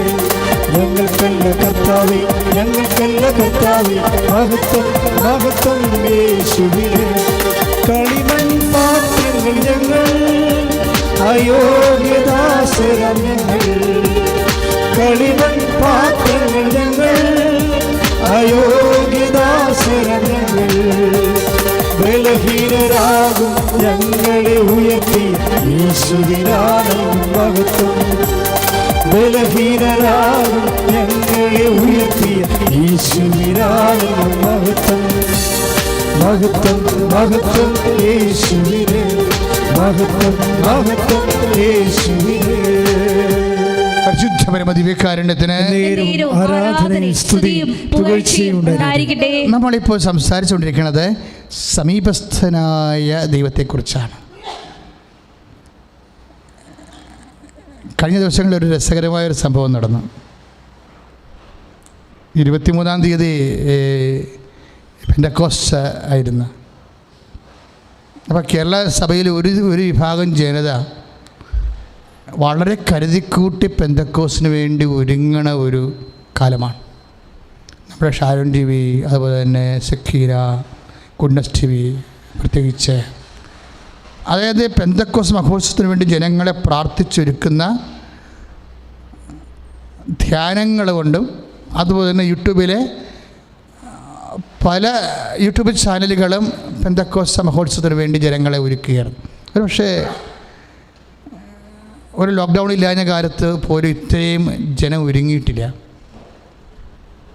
ഞാനും കഴിഞ്ഞ കുറേ ദിവസങ്ങളായിട്ട് വളരെ മൗനമായിട്ട് ജപമാല ചെല്ലുമ്പോഴൊക്കെ ഓ എൻ്റെ ഈശോയെ നിങ്ങൾ രക്ഷിക്കണമേ എന്ന് പറയുന്ന ഫാത്തിമ പ്രയർ മാറ്റിയിട്ട് ജപമാലയുടെ ഓരോ രഹസ്യങ്ങളിലും കർത്താവേ നിൻ്റെ വിശുദ്ധ രക്തത്താൽ നേടിയെടുത്ത പരിശുദ്ധാത്മാവിനെ പിതാവിനോട് ചോദിക്കുകയും ഞങ്ങളോട് ആയിരിക്കും നിത്യം നിങ്ങളോട് ആയിരിക്കാൻ മറ്റൊരാശ്വാസകനായി നൽകുന്ന പരിശുദ്ധാത്മാവിനാൽ ഈ പെന്തക്കോസ്ത ദിവസങ്ങളിൽ ഞങ്ങളെ അഭിഷേകം ചെയ്യണമേ. എല്ലാ പ്രവർത്തകരെയും അഭിഷേകം ചെയ്യണമേ. ശുശ്രൂഷയെ അഭിഷേകം ചെയ്യണമേ. ഉടമ്പടി എടുത്തുപോയവരെ അഭിഷേകം ചെയ്യണമേ. ഇങ്ങനെ തന്നെ പ്രാർത്ഥിക്കരുത് ശരിക്കും പറഞ്ഞാൽ. അപ്പോൾ ഒരു സംഭവം ഉണ്ടായി. കാര്യം സാധാരണ ജപമാല റാലി നമ്മുടെ 3 ലക്ഷം പേര് പങ്കെടുക്കുന്ന ജപമാല റാലി ഇല്ലേ, അതുപോലെ ആ സമയത്തൊക്കെ റാലി ഇവിടുന്ന് ആരംഭിക്കുന്ന സമയത്ത് വെളുപ്പിന് മാതാവിൻ്റെ സ്വപ്നമുണ്ടാകും. അപ്പോൾ ഞാനപ്പോൾ തന്നെ ഡയറിയിൽ എഴുതിയിടും. ഈ പ്രാവശ്യം പെന്തക്കോസ്തയുടെ കുർബാനയ്ക്ക് വേണ്ടി ഒരുങ്ങുകയാണ്. രാവിലെ 4:30 തന്നെ എഴുന്നേറ്റ്. അപ്പം 4 മണി തൊട്ട് ഞാനൊരു സ്വപ്നം കണ്ടുകൊണ്ടിരിക്കുകയാണ്, കിടക്കുകയാണ്. എന്താ സംഭവിച്ചാൽ മാന്തളിരിൻ്റെ നിറമുള്ള വസ്ത്രം അണിഞ്ഞ് അമ്മ വരികയാണ്. ഭയങ്കര ഒരു കാഴ്ചയാണ് കേട്ടോ അതെ. അപ്പം ഞാൻ ഏതാണ്ട് കുട്ടിശാല ഇരിക്കുകയാണ്. കാര്യം എനിക്കറിയാം ഞാനൊരു ഡെസ്കിൻ്റെ ബാക്കിലിരിക്കുകയാണ്. എന്തോ വിളമ്പി തിന്നാൻ വേണ്ടി തിന്നാൻ വേണ്ടി ഇരിക്കുകയാണ്. അപ്പോൾ 2 കൈയിലും വസ്സിലെന്തോ വിഭവം. എന്നിട്ട് വേറൊരു വസ്തു കൊണ്ട് മൂടിയിട്ട് 2 കൈയും എടുത്തുകൊണ്ട് നല്ല ആരോഗ്യവും നല്ല ഉയരവൊക്കെ ഉള്ള അമ്മയാണ്. ഒരു 6 അടി 5 ഇഞ്ചുള്ള അമ്മ, നല്ല വെളുത്ത് മാന്തളിർ ശരീരം ഇങ്ങനെ ശിരസ് മൂടി ഇങ്ങനെ മാന്തളിറിൻ്റെ നിനക്കറിയാൻ പാടില്ലേ, ഈ കുയിലുകൾ തിന്നണ മാന്തളിരില്ലേ, വളരെ ഒരു സോഫ്റ്റായിട്ടുള്ള തളിരിൻ്റെ ഒരു ഉടുപ്പിട്ട് വരികയും. അപ്പോൾ എൻ്റെ മുമ്പിൽ കൊണ്ടുവന്ന് 2 പാത്രം വെച്ച്. അത്രയേ ഉള്ളൂ, സ്വപ്നം അത്രയേ ഉള്ളൂ. അപ്പോൾ എനിക്കിങ്ങനെയുള്ള ഒരു കുറേ ഇതുപോലുള്ള സ്വപ്നങ്ങൾ വരും. സീരിയസ് ടൈമിന് എപ്പോഴും അല്ല, വളരെ നിർണായകമായ ദിവസങ്ങളിൽ ഇങ്ങനെ വരും. അപ്പോൾ ഞാൻ അവിടുന്ന് അപ്പം തന്നെ എഴുന്നേറ്റ് നിത്യാരാധന മുമ്പിൽ വന്ന് 2 ജപമാല തണുക്ക ചെല്ലി. ആ സമയത്ത് ഞാൻ 5 മണിക്കാണ് ജപമാല എല്ലാം വരണത്. അപ്പോൾ ഇതിപ്പം 5 മണിയായപ്പോൾ തന്നെ വന്ന് ജപമാല ചൊല്ലിക്കഴിഞ്ഞ് ഞാൻ വീണ്ടും എൻ്റെ മുറിയിൽ പോയിട്ട് എന്താണ് കർത്താവ് സ്വപ്നം കണ്ട് വന്നു കഴിഞ്ഞാൽ ഉടനെ നമുക്ക് കർത്താവിൻ്റെ വചനം അറിയാൻ പറ്റും. കർത്താവ് വചനത്തിലൂടെ അത് വ്യാഖ്യാനിച്ച് തരും. നമ്മളവിടെ കുത്തിയിരുന്ന് വ്യാഖ്യാനിക്കേണ്ട ഒരു കഥയില്ല. സ്വപ്നങ്ങളെല്ലാം കർത്താവ് വചനത്തിലൂടെ വ്യാഖ്യാനിച്ച് തരും. അപ്പോൾ നമ്മൾ 2 ജപമാല നിങ്ങൾക്കിത് ഇങ്ങനെ ചെയ്യാവുന്നതാണ് കേട്ടോ. പ്രത്യേകിച്ച് ഈ കാലങ്ങളുണ്ടല്ലോ, കാലങ്ങൾ വിവേചിക്കണം. കാര്യം ദൈവം ഒരിക്കലും വിദൂരസ്ഥനല്ല, ദൈവം സമീപസ്ഥനാണ്. ഞാൻ നിങ്ങളോട് എന്തെങ്കിലും പറയുന്നുണ്ടെങ്കിൽ ആരെങ്കിലും ചിന്തിച്ചതും ആരെങ്കിലും ആലോചിച്ചതും അല്ല പറയണത്. വാട്ട് ഐ ഫെൽറ്റ് അത് ഏറ്റവും പുതിയതായിട്ട് ഞാൻ എന്താണ് അനുഭവിച്ചത്, എങ്ങനെയാണ് ദൈവത്തിൻ്റെ കൂടെ സഞ്ചരിക്കണത്, എത്ര ദൈവമാണ്, ഹൗ ഈസ് ഇറ്റ് ടു ടാൻസിബിൾ, അതായത് എന്തുമാത്രം കർത്താവ് വളരെ ലളിതമായിട്ട് സ്പർശ്യമാണ് എന്നുള്ളതാണ് ഞാൻ നിങ്ങൾ പറയണത്. അതുകൊണ്ടാണ് ഈ വിദൂരസ്ഥ സമീപസ്ഥരൊക്കെ കേൾക്കുമ്പോൾ ഇത്രയും കട്ടിയാണെങ്കിൽ വളരെ സിമ്പിളാണത്. കാര്യം ദൈവം സമീപസ്ഥനാണ്, നമുക്ക് ടാൻസിബിളാണത്, വളരെ തൊടാൻ നമുക്ക്.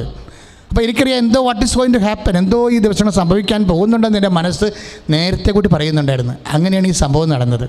ഞാൻ അപ്പോൾ തന്നെ കർത്താവിനോട് സംബന്ധിച്ച്, കർത്താവേ വാട്ട് ഈസ് ഹാപ്പൻ, എന്താണ് അമ്മ വന്നത്, എന്താണ് ആ പാത്രത്തിൽ, എന്താണ് തൻ്റെ പാത്രം നിറച്ചിങ്ങനെ വെച്ചിരിക്കുകയാണ്, മൂടിക്കെട്ടി വെച്ചിരിക്കുകയാണ്, എന്താണ് ആ പ്ലേറ്റിൽ എന്താ ഉള്ളത് എന്ന് പറഞ്ഞുകൊണ്ട് ഞാൻ 2 ജപമാല ചൊല്ലി വിശ്വാസപ്രമാണം ചെയ്തിട്ട് പെട്ടെന്ന് വചനം അങ്ങനെ ഓപ്പൺ ചെയ്ത്, അങ്ങനെ സാധാരണ ചെയ്യണത്.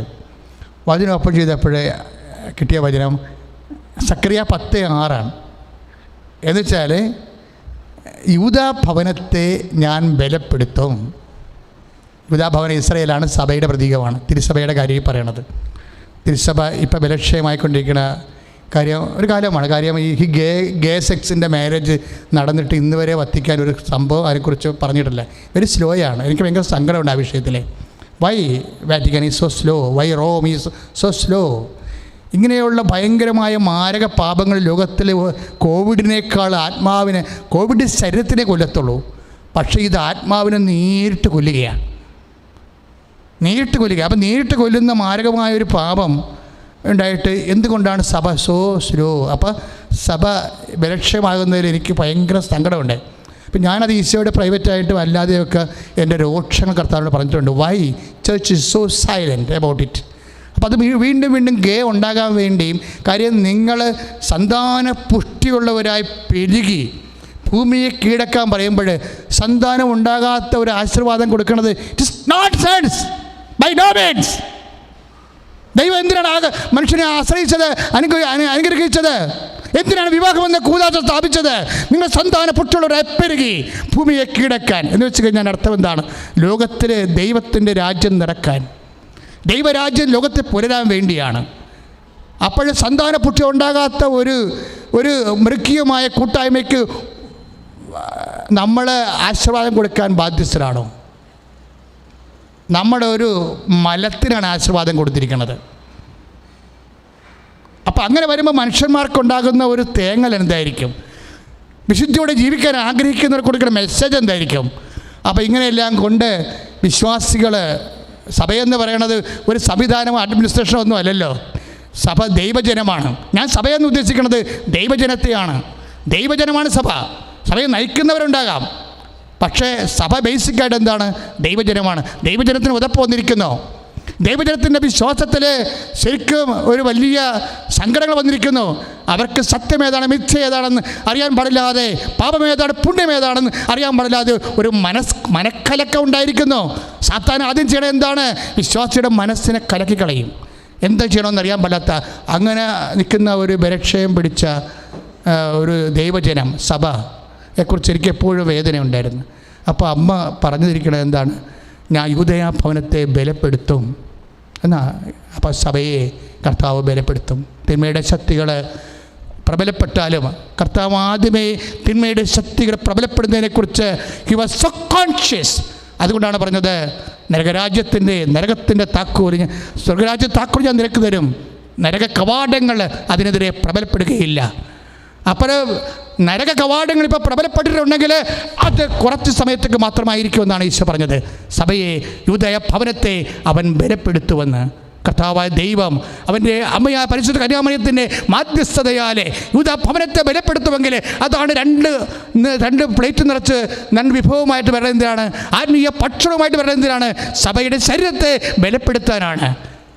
സഭയുടെ ശരീരത്തെ ബലപ്പെടുത്തുന്ന, ദൈവജനത്തെ ബലപ്പെടുത്തുന്ന, യഥാർത്ഥത്തിലുള്ള ദൈവിക എല്ലാ ആത്മീയ അധികാരികളെയും ബലപ്പെടുത്തുന്ന ഒരു ഭക്ഷണം, സ്വർഗീയ ഭക്ഷണം പരിശുദ്ധ അമ്മയുടെ കൈകൾ കൊണ്ട് സഭയ്ക്ക് ലഭിക്കും.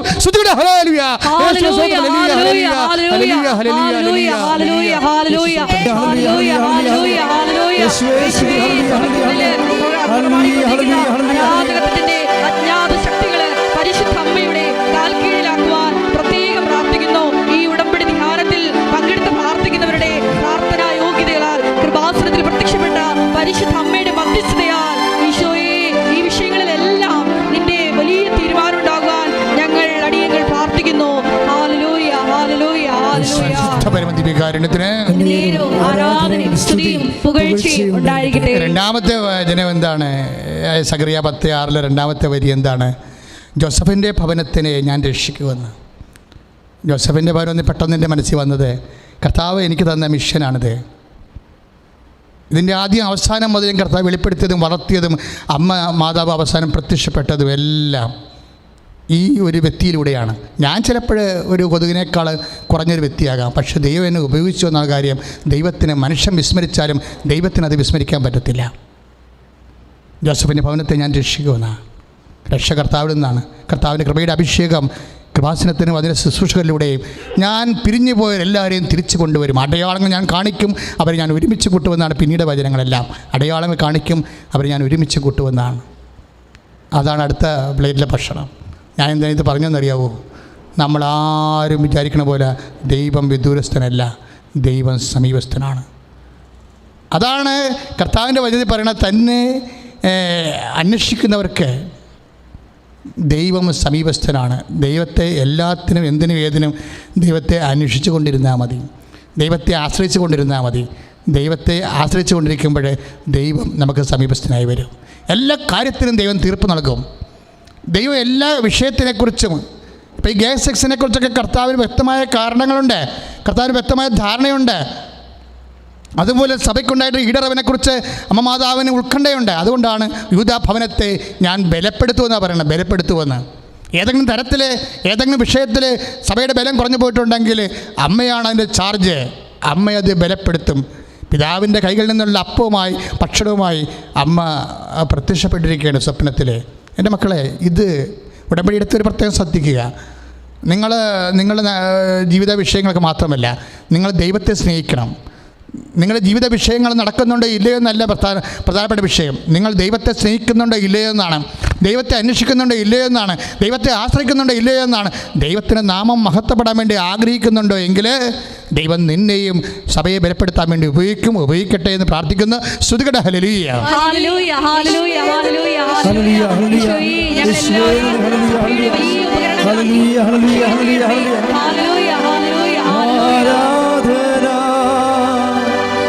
ആരാധന, ആരാധന, ആരാധന, ആരാധന, ആരാധന, ആരാധന, ആരാധന, ആരാധന. പരിശുദ്ധ പരമദിവ്യകാരുണ്യത്തിന് എന്നേരവും ആരാധനയും സ്തുതിയും പുകഴ്ചയും ഉണ്ടായിരിക്കട്ടെ. രോഗികളായവരെ, രോഗസൗഖ്യ പ്രാർത്ഥനയുടെ സമയമാണ്. രോഗികളായവരെ, രോഗാതുരമായ ഇടങ്ങളിൽ കർത്താവ് ആരാധന തുടങ്ങിയപ്പോൾ തന്നെ കാണിച്ചായിരുന്നു. ഉള്ളിലെ പഴുത്തവരെ കാണിച്ചു, വയറിൻ്റെ ഉള്ളിൽ കുടലുകൾ പഴുത്തിരിക്കുന്നവരെ കാണിച്ചായിരുന്നു, അസ്ഥി ദ്രവിക്കുന്നവരെ കാണിച്ചു. അപ്പോൾ ഇനിയും കുറേ അധികം സൗഖ്യങ്ങൾ നടക്കും തീർച്ചയായിട്ടും. അതുകൊണ്ട് എൻ്റെ മക്കൾ വിശ്വാസത്തോടെ രോഗമുള്ള ഇടത്തെല്ലാം കൈകൾ വെക്കുക. സ്പോണ്ടിലോസിസിന് അസുഖമുള്ള പിൻകഴുത്തിൽ കൈവെക്കുക. തൈറോയ്ഡ് രോഗികളും ടോൺസിലൈറ്റ് രോഗികളും തൊണ്ടയിൽ കൈവെക്കുക. മക്കളില്ലാത്തവർ ഉദര അടിവയറ്റിൽ കൈവെക്കുക. കരൾ രോഗികൾ കരളിൻ്റെ എവിടെ കൈവെക്കുക. ഹൃദയരോഗികൾ ഹൃദയത്തിൽ കൈവെക്കുക. കൈവച്ചുകൊണ്ട് വിശ്വാസപ്രമാണം ചൊല്ലിക്കൊണ്ടേയിരിക്കുക. കർത്താവിൻ്റെ ശക്തി അടിപ്പണ പോലെ വൈദാക്കാലം പോലെ നിന്നിലേക്ക് കടന്നു വരുന്ന സമയമാണ്. മുടി കൊഴിയുന്നവരുണ്ട്. ഇന്നലെ ഒരു സഹോദരി മൊബൈലിൽ ഒരു മെസ്സേജ് ഇട്ടിരുന്നു. സോറിയാസിസ് വന്നിട്ട് അവിടെ കൈകളെല്ലാം തിണർത്ത് തൊലി ഇങ്ങനെ പൊളിഞ്ഞ് വൃണമായിരിക്കുന്നു. അവർക്ക് വേണ്ടി ഞാൻ പ്രാർത്ഥിക്കുന്നു. ഇപ്പോഴേ അവരെ കർത്താവ് ഇപ്പോൾ സുഖപ്പെടുത്തും. കർത്താവ് വിശുദ്ധമായ രക്തമാണ് സോറിയാസിസിലേക്ക് പെയ്തിറങ്ങാം. അതുപോലെ ത്വക്ക് രോഗികളെ കർത്താവിന് വിശുദ്ധമായ രക്തം പെയ്തിറങ്ങാൻ വേണ്ടി പ്രാർത്ഥിച്ചുകൊണ്ടിരിക്കുക. ആരാധനയിൽ കർത്താവ് ജ്വലിച്ചുകൊണ്ട് അമ്മ തീക്ഷ്ണമായി മധ്യസ്ഥം വഹിച്ചുകൊണ്ട് നിൽക്കുന്ന സ്വർഗീയ നിമിഷങ്ങളിലേക്കാണ് നമ്മൾ എത്തിച്ചേർന്നിരിക്കുന്നത്. ശാപരോഗികൾ, രക്തസ്രാവമുള്ളവർ, മൂത്രമറിയാതെ പോകുന്നവർ, കിഡ്നി രോഗികൾ എല്ലാവരും അതാ സ്ഥലങ്ങളിൽ കൈവച്ചുകൊണ്ട് പ്രാർത്ഥിച്ചുകൊണ്ടിരിക്കട്ടെ. വായിൽ കേടുള്ളവർ, ബന്ധുക്കൾ, സ്വന്തപ്പെട്ടവരും, കോവിഡ് രോഗികളായിപ്പോയവർ, ശ്വാസകോശങ്ങൾ തിങ്ങിപ്പോയവർ, ഓക്സിജൻ കിട്ടാത്തവർ, ഓക്സിജൻ കുറയുന്നവരെല്ലാം നെഞ്ചത്ത് കൈവച്ചുകൊണ്ട് അവർക്ക് വേണ്ടി പ്രാർത്ഥിക്കട്ടെ. കർത്താവേ, നിൻ്റെ കാരുണ്യത്തിന് വേണ്ടി പ്രാർത്ഥിക്കുന്നു. കർത്താവേ, നിൻ്റെ വിശുദ്ധ പൗരോഹിത്യത്തെ മഹത്വപ്പെടുത്തി പ്രാർത്ഥിക്കുന്നു. കർത്താവേ, സഭയുടെ സാന്നിധ്യം പ്രകടമാക്കാൻ പ്രാർത്ഥിക്കുന്നു. എൻ്റെ കർത്താവിൻ്റെ അടിപ്പടതാർന്ന വലതുകരം ഓരോ രോഗികൾ എവിടെയെല്ലാം കൈവെക്കുന്നുണ്ട് അവിടെയെല്ലാം അടിപ്പടതാർന്ന വലതുകരത്താൽ സ്പർശിക്കണമേ. അടിപ്പട പോലെ വൈദാക്കാലം പോലെ ദൈവികമായ ശക്തിയാൽ ഈ നിമിഷം അവർ സൗഖ്യം പ്രാപിക്കട്ടെ. യേശുക്രിസ്തുവിന്റെ വിശുദ്ധ രക്തം ഉള്ളംകാലം മുതൽ ഉച്ചവരെ കുതിരട്ടെ. യേശുക്രിസ്തു ഉന്നതമായ നാമത്തിൽ മാർഗ രോഗികൾ, സ്ഥിരവേദികൾ യേശു നാമത്തിൽ സൗഖ്യമാകട്ടെ. ശ്രുതിക്കട്ടെ. ഹല്ലേലൂയ, ഹല്ലേലൂയ, ഹല്ലേലൂയ, ഹല്ലേലൂയ, ഹല്ലേലൂയ, ഹല്ലേലൂയ. യേശുവേ നന്ദി. ഹല്ലേലൂയ. രോഗികളുടെ മേൽ വരണമേ. ഹല്ലേലൂയ. രോഗമെല്ലാം മാറിടട്ടെ, കഷ്ടമെല്ലാം നീങ്ങിടട്ടെ. രോഗമെല്ലാം മാറിടട്ടെ, കഷ്ടമെല്ലാം നീങ്ങിടട്ടെ. തിരുമുറിവിനാൽ സുഖപ്പെടട്ടെ, തിരുമുറിവിനാൽ സുഖപ്പെടട്ടെ. പരിശുദ്ധ പരമദിവ്യകാരുണ്യത്തിന് ആരാധനയും സ്തുതിയും പുകഴ്ചയും ഉണ്ടായിരിക്കട്ടെ. മക്കളെ കണ്ടെത്താൻ കഴിയുന്ന ഇപ്പോൾ തന്നെ അവിടുത്തെ അന്വേഷിക്കാൻ പറഞ്ഞിട്ടുണ്ട്. ഐസയ 55:6 ആ വചനം അനുസ്മരിച്ചുകൊണ്ട് കർത്താവ് ജ്വലിച്ചു നിൽക്കുന്ന ദിവ്യകാരുണ്യം ജ്വലിച്ചു നിൽക്കുന്ന ഈ നിമിഷങ്ങളിലെ നിൻ്റെ ജീവിതത്തിൻ്റെ മുഴുവൻ വിഷയങ്ങൾ കർത്താവ് സമാധാനം ഉണ്ടാക്കാൻ പോകുന്നു. ജോലിയായാലും, വീടായാലും, വിവാഹമായാലും, ഡൈവേഴ്സ് ആയാലും, വീടില്ലാത്ത അവസ്ഥയായാലും, വാടക താമസിക്കുന്ന അവസ്ഥയായാലും, ദിവസങ്ങളോളം ജോലിയില്ലാത്തതിൻ്റെ പേരിൽ പട്ടിണി വരാൻ പോകുന്ന വേദനയായാലും, മക്കളെ എങ്ങനെ പഠിപ്പിക്കണം, എവിടെ അഡ്മിഷൻ കിട്ടണമെന്ന് ഓർത്ത് വിഷമിക്കുന്ന മക്കളെല്ലാം ഇപ്പോൾ അവർക്ക് വേണ്ടി പ്രാർത്ഥിക്കുന്ന സമയമാണ്. ജീവനോട് പരിശുദ്ധ പ്രത്യക്ഷപ്പെട്ട അൾത്താറ ഇന്ന് ദിവ്യകാരുണ്യം ജ്വലിച്ചു നിൽക്കുന്ന നിമിഷങ്ങളിലെ ദൈവപൈതലെ നിന്നോട് കാരുണ്യം കാണിക്കാൻ പോകുന്നു, നിൻ്റെ കുടുംബത്തോട് കാരുണ്യം കാണിക്കാൻ പോകുന്നു. നീ സന്തോഷമായിട്ട് പ്രാർത്ഥിക്കുക, കണ്ണീരോടെ പ്രാർത്ഥിക്കുക, സന്തോഷമായിട്ട് കണ്ണീരോടെ പ്രാർത്ഥിക്കുക. എന്ന് വെച്ചാൽ വിശ്വാസത്താൽ സന്തോഷവും വേദന കൊണ്ട് പ്രാർത്ഥനയാക്കി മാറ്റുക. കർത്താവെ, അനേകം മക്കളിപ്പോൾ പ്രാർത്ഥിക്കുന്നുണ്ട്. ഈശോ ജീവിക്കാൻ നിവൃത്തിയില്ലാത്തവരെ, മാനത്തോട് ജീവിക്കാൻ നിവൃത്തിയില്ലാത്തവരെ, എങ്ങനെ ജീവിക്കണം ആരും സഹായിക്കാനില്ലാത്തവർ കർത്താവെ, ശത്രുതകളുള്ളവർ കർത്താവെ, പലതരത്തിലുള്ള വിരട്ടലുകളാ കർത്താവെ, വേദനിക്കുന്നൊരു കർത്താവെ, ആരും കർത്താവെ നിസ്സഹായമായി നിൽക്കുന്ന മക്കൾ കർത്താവെ, അങ്ങനെ ദിവസം കണ്ണീരോടെ പ്രാർത്ഥിക്കുന്നു. ജോലിയില്ലാത്തൊരു, വേലയില്ലാത്തൊരു, കൂലിയില്ലാത്തൊരു, വീടില്ലാത്തൊരു, വഴിയില്ലാത്തൊരു കർത്താവെ, അങ്ങനെ ദിവസം പ്രാർത്ഥിച്ചൊരു കർത്താവെ, നിയമപരമായ തടസ്സമുള്ളവരെ കർത്താവ് പലപ്പോഴും പാസ്പോർട്ടിന് മിസ്സായിക്കും കർത്താവെ, യോഗ്യതാ പരീക്ഷകൾ കർത്താവെ തോറ്റുപോകുന്ന കർത്താവെ, അങ്ങനെ ദിവസം പ്രാർത്ഥിക്കുന്ന കർത്താവെ, പലതരത്തിലുള്ള യോഗ്യതാ പരീക്ഷകൾ, നൈപുണ്യ പരീക്ഷകളൊക്കെ എഴുതിയിട്ടുള്ളവർ കർത്താവെ, അതിൻ്റെ റിസൾട്ട് പ്രതീക്ഷിക്കുന്നവർ തോറ്റുപോയവരെല്ലാം കർത്താവെ, കണ്ണുനീരോടെ ആരാധനയെ പങ്കെടുക്കുന്ന കർത്താവ്, അവരെല്ലാം നീ ആശീർവദിക്കുന്ന കർത്താവ്. നീ നടക്കേണ്ട വഴികൾ നിന്റെ മുഖത്ത് നോക്കി ഞാൻ നിന്നെ ഉപദേശിക്കുന്നു പറഞ്ഞ അതേ ഉപദേശം പരിശുദ്ധാത്മാവിന് ദിവ്യകാരുണ്യമേ ഇപ്പോൾ മക്കൾക്ക് അവർ നടക്കേണ്ട വഴികൾ ഇപ്പോൾ കാണിച്ചു കൊടുക്കണമേ, പ്രചോദനം നൽകണമേ. യേശുക്രിസ്തു ഉന്നതമായ നാമത്തിൽ മാരകമായ തടസ്സങ്ങൾ, ദോഷങ്ങൾ ഈ നിമിഷം മാറിപ്പോകട്ടെ. സ്തുതിക്കട്ടെ. ഹല്ലേലൂയ. രോഗങ്ങളിലേക്കും ദിവ്യകാരുണ്യത്തിന് ശക്തി നിറയ്ക്കണമേ എന്ന് പ്രാർത്ഥിക്കുന്നു. ആത്മാവേ നിറയണമേ, അഗ്നിതൻ അഭിഷേകമായി പടരണമേ, വിടുതലിൻ ആത്മാവേ നിറയണമേ, അഗ്നിതൻ അഭിഷേകമായി പടരണമേ. മൗനമായി പ്രാർത്ഥിക്കേണ്ട സമയമാണ്. വിട്ടുപോയ കാര്യങ്ങൾക്ക് വേണ്ടിയും വ്യക്തിപരമായ ആവശ്യങ്ങൾക്ക് വേണ്ടിയും പരിശുദ്ധമ്മയുടെ മധ്യസ്ഥത്തിൽ ഉടമ്പടി എടുത്തു പോയവരും ഉടമ്പടി എടുക്കാൻ കാത്തിരിക്കുന്നവരും ലോക്ക്ഡൗൺ കഴിയാൻ വേണ്ടി കാത്തിരിക്കുന്നവരും ഇപ്പോൾ അവിടെ ആവശ്യങ്ങൾ പരിശുദ്ധ അമ്മയുടെ മധ്യസ്ഥത്തിൽ ഇപ്പോൾ ഈശോയ്ക്ക് സമർപ്പിക്കുക, മൗനമായി പ്രാർത്ഥിക്കുക.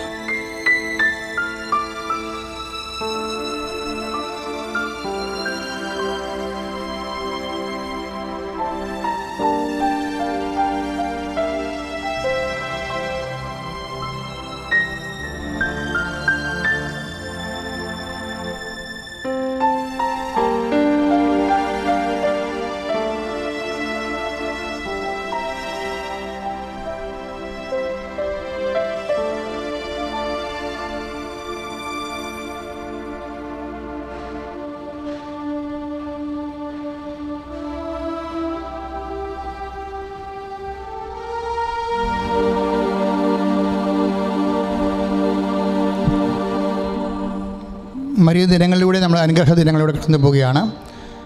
എല്ലാ ദിവസവും 4:45 പരിശുദ്ധ ജപമാല, അതിനുശേഷം മതാനു വണക്കം വായന.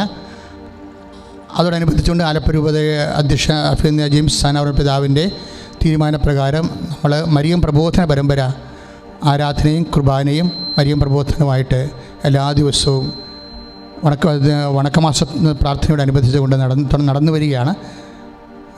മറക്കാതെ പങ്കെടുക്കാൻ പ്രത്യേകം ശ്രദ്ധിക്കുക. ഈ ശുശ്രൂഷ ഷെയർ ചെയ്യാത്തവർ ഇപ്പം തന്നെ ഷെയർ ചെയ്യണം. ഒരു സ്വർഗ്ഗസ്ഥനായ പിതാവ് ചൊല്ലിയിട്ട് ഷെയർ ചെയ്യാവൂ. പ്രാർത്ഥിക്കുക. കർത്താവായ ദൈവമേ, ഈ ശുശ്രൂഷ ഞാൻ കൂടിക്കൊണ്ടിരിക്കുന്ന ശുശ്രൂഷ കർത്താവിനെ അറിയാത്തവരെ അറിയുന്നതിന് വേണ്ടി അറിഞ്ഞവരെ ആഴപ്പെടാൻ വേണ്ടി ഞാനിത് ഷെയർ ചെയ്യുന്നു. സ്വർഗ്ഗസ്ഥനായ പിതാവ് ചൊല്ലുക. സ്വർഗ്ഗസ്ഥനായ പിതാവേ, അങ്ങയുടെ നാമം പൂജിതമാകണമേ, അങ്ങയുടെ രാജ്യം വരണമേ, അങ്ങയുടെ തിരുമനസ്സ് സ്വർഗ്ഗത്തിലെ പോലെ ഭൂമിയിലുമാകണമേ. അന്നു വേണ്ടുന്ന ആഹാരം ഇന്ന് ഞങ്ങൾക്ക് തരയണമേ. ഞങ്ങളോട് തെറ്റ് ചെയ്യുന്നവരോട് ഞങ്ങൾ ക്ഷമിക്കുന്നത് പോലെ ഞങ്ങളുടെ തെറ്റുകൾ ഞങ്ങളോട് ക്ഷമിക്കണമേ. ഞങ്ങളെ പ്രലോഭനത്തിൽ ഉൾപ്പെടുത്തരുതേ, തിന്മയിൽ ഞങ്ങളെ രക്ഷിക്കണമേ. ആമേൻ. കൃപാസന യൂട്യൂബ് ചാനൽ സബ്സ്ക്രൈബ് ചെയ്യാത്തവരുണ്ടെങ്കിൽ ഇപ്പോൾ തന്നെ സബ്സ്ക്രൈബ് ചെയ്യേണ്ടതാണ്. മാതാവിൻ്റെ ചാനലിലൂടെ മാതാവാണ് നിങ്ങളുടെ ഭവനങ്ങളിലേക്ക് വന്നതെന്ന് അനേകം മക്കളുടെ സാക്ഷ്യമുണ്ട്. അത് നിങ്ങൾക്ക് അവകാശമൊക്കെയാക്കാൻ വേണ്ടി നിറഞ്ഞുകൂടിയും പ്രാർത്ഥിച്ചുകൊണ്ട് ഈ വിഷയം സബ്സ്ക്രൈബ് ചെയ്യാത്തവർ സബ്സ്ക്രൈബ് ചെയ്യുക. എന്ന് പറഞ്ഞ പറയുക സ്വസ്തി. കർത്താവ് അങ്ങയുടെ കൂടെ സ്ത്രീകളിൽ അങ്ങ് അനുഗ്രഹിക്കപ്പെട്ടവളാകുന്നു. അങ്ങയുടെ ഉദരത്തിൻ ഫലമായി ഈശോ അനുഗ്രഹിക്കപ്പെട്ടവനാകുന്നു. പരിശുദ്ധ മറിയമേ തമ്പുരാന്റെ അമ്മേ, പാപികളായ ഞങ്ങൾക്ക് വേണ്ടി ഇപ്പോഴും ഞങ്ങളുടെ മരണസമയത്തും തമ്പുരാനോട് അപേക്ഷിക്കണമേ. ആമേൻ. സമാപന ആശീർവാദം സ്വീകരിക്കാം.